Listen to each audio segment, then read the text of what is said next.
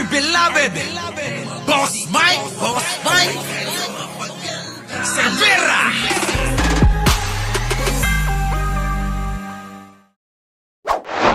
Eto na. Mga kababayan, pansinin nyo to ha. Ngayon sa mga otoridad ang pinagmulan ng natagpuang abandonadong speedboat sa bayan ng Vinson sa Camarines Norte noong Ayan na. Chinese speedboat na natagpuan sa Camarines Norte. Diyan sa Bicol. Sino mga taga Bicol diyan, mga kababayan? Aba, mukhang pati Bicol, napasok na ng mga checkwang hindi mo malaman. Kung ano nga ba ang intensyon at kung bakit ito, nandiyan. Nako! Naloko na.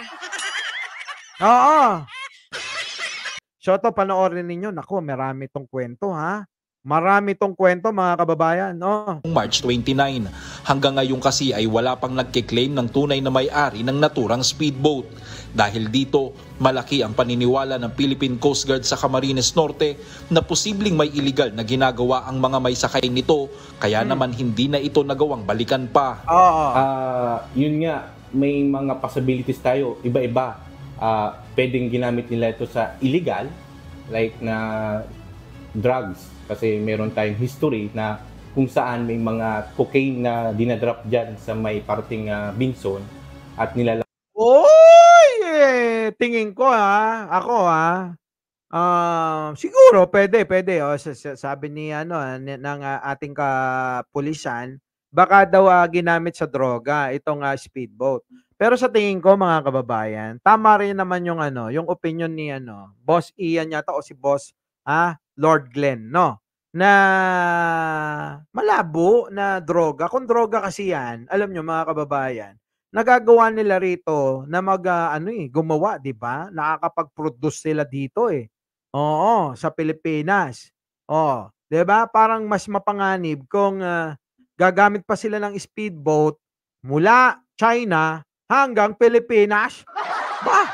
Hindi kaya, mga kababayan, mas maliwanag kung yung speedboat galing sa barko ng China at dumaong sa Pilipinas. Di ba? Nakaangkla sa barko tapos lumayag papuntang Bicol, Camarines Sur. Camarines Sur ba? Basta yun na yun, dyan sa Camarines, sa Bicol. Tama nyo na lang pag mali ako. Mas matulim pa sa jet ski. So ngayon, mga kababayan, ang nakakapagtaka dito at kumpirmado na ito ay pag-aari ng mga incheck. Bakit? Kasi may mga natagpo ang mga bote, pagkain o ano paman na palatandaan na sa China lang. Puro Chinese yung mga nakareserba na mga pagkain dyan sa speedboat. Diba? So ngayon, kasi kung dito lang yan sa Pilipinas, dapat ang di ba? Ano ba yung hopya? Ano ba tatak nun?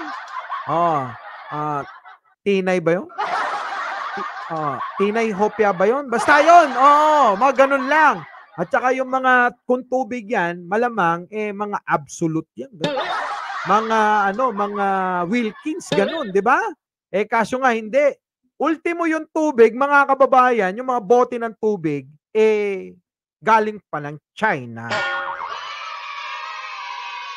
Diba? Hindi lang yung speedboat ang galing kasi maaari nga yung may-ari niyan, inangkat niya sa China, binili niya, tapos dinala sa Pilipinas. Pero alam nyo kasi ang mga ganyan nire-rehistro pa rin yan, 'di ba? Nire-rehistro pa rin yan.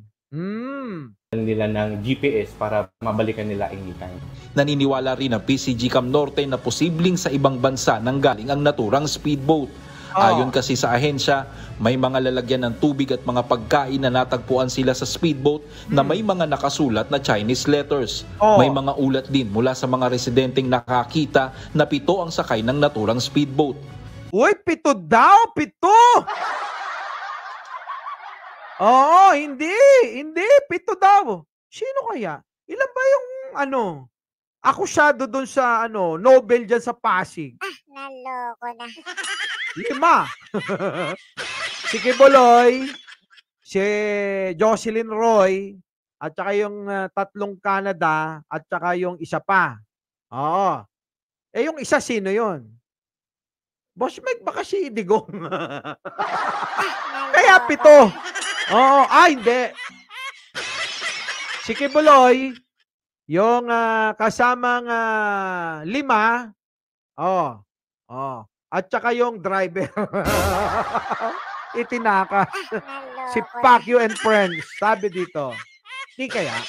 Talong lang naman natin. Parehas, dalawang speedboat. Nilipat yung mga pasahero dun sa isa.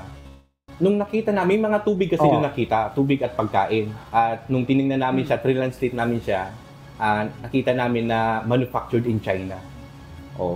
So, yun. Dahil nga medyo mainit yung sa West Philippine Sea, syempre hindi natin din alam na kung meron din bang connection yun dun sa mga nangyayari. Maaari din. Oo, Ronnie Mascarenas. Oo, driver yung isa. Oo, batang pasaway. Oo, ha? Sige, tuloy natin. Di ba maaari din? Baka mamaya may kinalaman ito dyan sa issue sa West Philippine Sea, mga kababayan. Oo.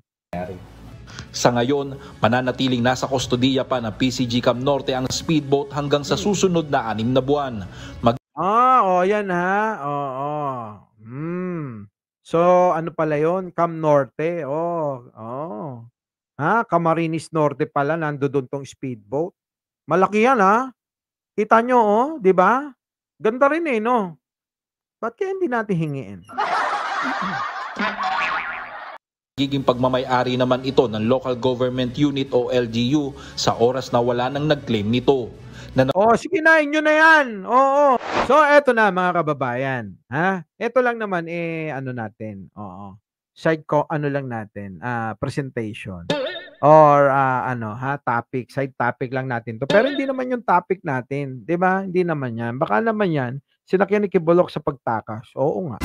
No, para ligawin yung taong bayan at yung mga tumutugi sa kanila, Boss Jing Millapuentes, no. Nelson Gutan, PB, sige, magbatihan kayo diyan, ha. Kasi taga Camarines Norte si Robin Idol, baka lang. Talaga? Nandiyan na rin yung ating mga boss. Cristobal Cuartero, nandiyan na rin yung ating basher, Mike Barzaga. Nandiyan na, ha? Nandiyan na. Ha? Muli! Ha? Alam nyo na, Mike Sherbera po, laging nagpapaalala. Opo, ha? Nasaan na yun? Mahalin natin ang ating kapwa. Ipagdasal natin lagi ang ating bansa. Magandang umaga, magandang hapon at magandang gabi. Siya ang mandako ng mundo, naroon kayo. Siyempre, magandang buhay na rin para sa ating lahat. Mga kababayan, huwag niyo pong kakalimutang i-comment ninyo dyan. Baka sakaling sagutin ko. At siyempre, huwag niyo kakalimutang mag-like, mag-share para naman makaganti kayo sa iba. Our beloved Boss Mike